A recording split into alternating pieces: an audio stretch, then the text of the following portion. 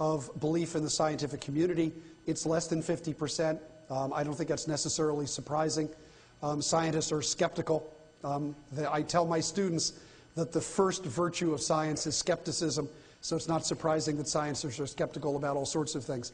But I do think that most people within the scientific community have come to accept the notion that one can be a genuinely religious person in the traditional Abrahamic sense and still be fully accepting of science as a way to learn about the natural world. And if James Watson would accept that, then I'd be very happy with him. He may see no place for God in his view of the world. I do. That means we differ on matters of philosophy and theology, but I don't think it necessarily means we differ on matters of science. Over here. Yes.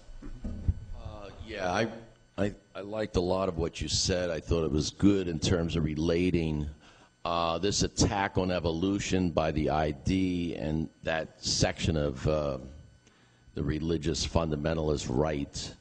What I guess I'd like you to speak to would be, and I'm also part of, I write for the Revolution newspaper, and I also am part of World Can't Wait, Drive Out the Bush Regime.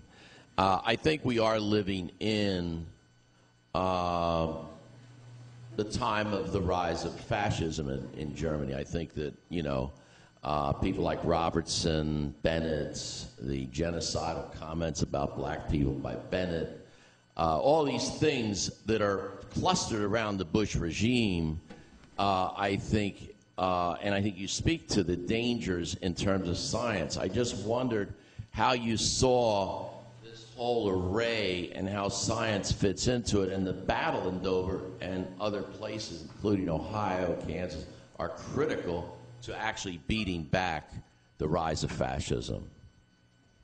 Well, you've invited me to make a provocative political speech, and I hope you won't mind too much if I decline the invitation. I personally do not think that the times in the United States today are comparable to Germany in the 30s, if only because I think Americans are cognizant of what happened in Germany in the 30s and determined, absolutely determined, not to let it happen. And I would think that the court rulings that we've seen in Georgia and in Pennsylvania are a good example of the fact that we have an independent judiciary and we have people who are willing to stand up against this movement.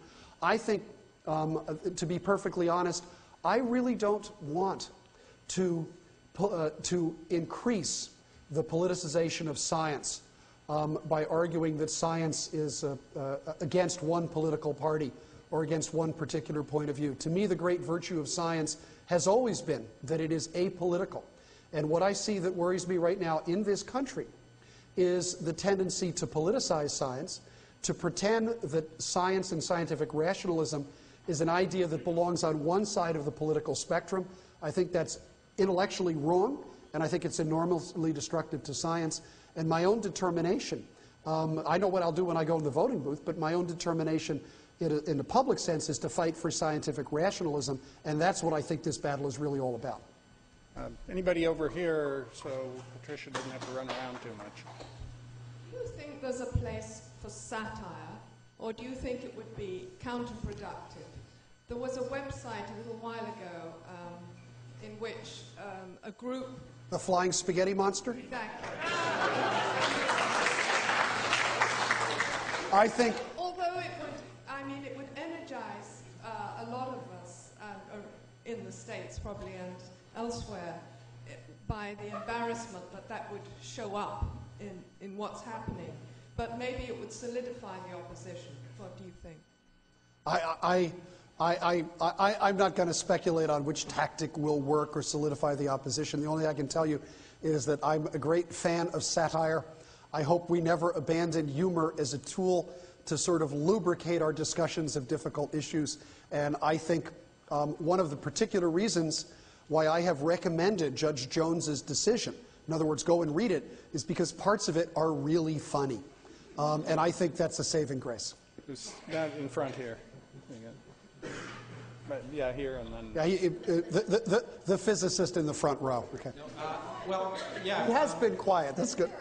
Yeah, it's a very good case. But no, so as this debate has continued, I particularly become more sensitive, as you know, in writing things with you, in fact, to the fact that science and religion can coexist peacefully. But at the same time, as often is pointed out to me when I talk on this subject, it's really a little bit disingenuous to argue that there is no tension. And in fact... Oh, I wouldn't argue that for a second, yeah. But I think scientists have to be more sensitive than we are to the fact that while a lot of this is, in fact, a lot of the reaction that you discussed is based on fear of science as the basis of morality and everything, it's also based on a fear which is not completely displaced, that science is in fact a threat to religious belief, because it is, and in fact, as a well-known atheist physicist, Steve Weinberg, has said, science does not make it impossible to believe in God, it just makes it possible to not believe in God.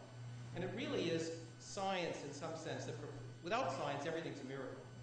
And I think unless scientists are sensitized a little bit to the fact that science does present, at some level to people, a threat or perceived threat to their religious beliefs, then if we overlook that, then we tend to be blasé, and sometimes, in fact, counterproductive. An example, the best example I can think of is in debating John Calvert, who's head of the ID Network. He always brings up this letter from 40 Nobel laureates about evolution, which says there is no evidence for design.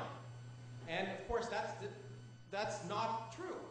I mean, there's no evidence for design and purpose to the universe, and that's just not a scientific statement. And if scientists make those kind of statements, it naturally sort of encourages the fear of science. And so I think we have to be particularly sensitive that science is threatened. I will just second your comments. I think they're very wisely chosen. Right here in front, right behind you there. And perhaps Mr. Princehouse or Krause could answer this about Ohio in particular. If Dover had its elections and changed the political spectrum there, what's the next step in Ohio? Do we know when the standards are being revised? I know that records have been requested in preparation perhaps for a lawsuit, but somebody could answer. I think that's you. Okay. The situation here is complicated. We don't have the easy out that Kansas and Dover and Darby, Montana had, because our Board of Education has 11 elected members and 8 appointed members, appointed by the governor. If this had been a matter left to the elected members, we wouldn't have had the standards issue, the benchmark that invites critical analysis of evolution, which is clearly illegal based on the recent case law. And we wouldn't have had this lesson plan. So you can't blame our elected officials, sort of oddly enough. We could blame the governor for not paying more attention. Basically, the governor, as was revealed by the Hicks emails that were released this summer, the governor allowed certain creationist members of the board to sort of invoke his name for stuff without saying that it was not what he was promoting. And so they were able to manipulate other members of the board, and particularly the appointed members. So a lot of folks, unfortunately, went to the polls last fall and tried to vote out school board members, and they didn't really vote in, vote out good ones and vote in bad ones, but nearly. It was not the approach to take. Instead, I think that one of the things that we can do right now is we have a window of opportunity, because the board is meeting next Tuesday in Columbus at Ohio School for the Deaf. You can find this on their website. Next Tuesday, the plan is for them to meet in closed session with some lawyers to talk about this. Now, I understand the Columbus Dispatch is challenging that as illegal, that because it's not currently pending litigation. I'm not sure how that's going to go. But regardless of whether they talk about it in the morning or the afternoon, there will be an opportunity for public comment, starting probably as early as 1 o'clock in the afternoon. Is that right? Yeah, around 1 o'clock.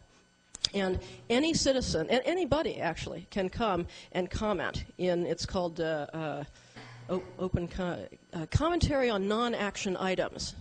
Yes, non-action items. You come, you sign up, you fill out a card, and if there aren't a lot of people, you'll get 5 minutes. If there are a lot of people, you'll get 2.5 or 3, and you can say whatever you want. And it's very important to show up.